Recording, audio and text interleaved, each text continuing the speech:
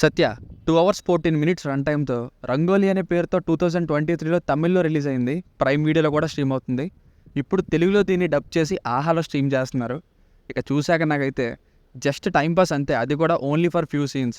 మరీ హైగా ఉండదు, మరీ లోగాను ఉండదు. ఏవైతే సీన్స్తో మొదటి పావుగంటనే సినిమా స్టార్ట్ చేశారో మళ్ళీ అవే సీన్స్ని రిపీట్ చేశారు. ఈలోపు సినిమా అయిపోయింది.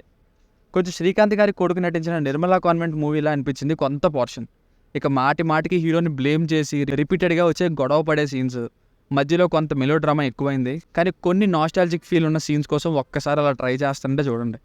గవర్నమెంట్ స్కూల్లో సరిగ్గా బిహేవ్ చేయట్లేదని ఎలా అయినా తన కొడుకుని పెద్ద ప్రైవేట్ స్కూల్లో ఎంత ఖర్చు అయినా సరే చదివించాలనే కోరికతో బట్టలు ఉతికి పనిచేసే హీరో తండ్రి నానా పాటలు పడి పెద్ద స్కూల్లో జాయిన్ చేస్తారు అతని కొడుకైన హీరోని. అప్పుడే ఏం జరిగింది, హీరో ఫేస్ చేసిన ప్రాబ్లమ్స్ ఏంటి, ఇందులో లవ్ స్టోరీ ఏంటి అన్నదే స్టోరీ. ఫ్యామిలీతో చూడొచ్చా అంటే ఎస్ చూడొచ్చు, అడల్ట్ కంటెంట్ ఏం లేదు.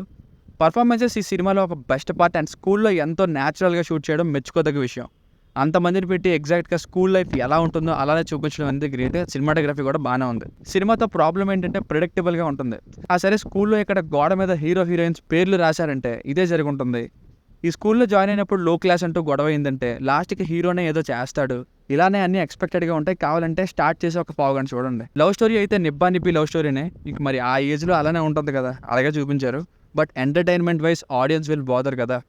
సాంగ్స్ డబ్బింగ్ ఆర్టిస్టులు పాడినట్టే లిరిక్స్ ఇరికించేసినట్టు ఉన్నాయి. తమిళ్లో బాగుండొచ్చేమో సాంగ్స్. బ్యాక్గ్రౌండ్ మ్యూజిక్ కూడా అంతంత మాత్రమే. కొన్ని చోట్ల ఇచ్చింది, కొన్ని చోట్ల అసలు ఏమనిపించలేదు. తెలుగు డబ్బింగ్ అయితే బాగుంది.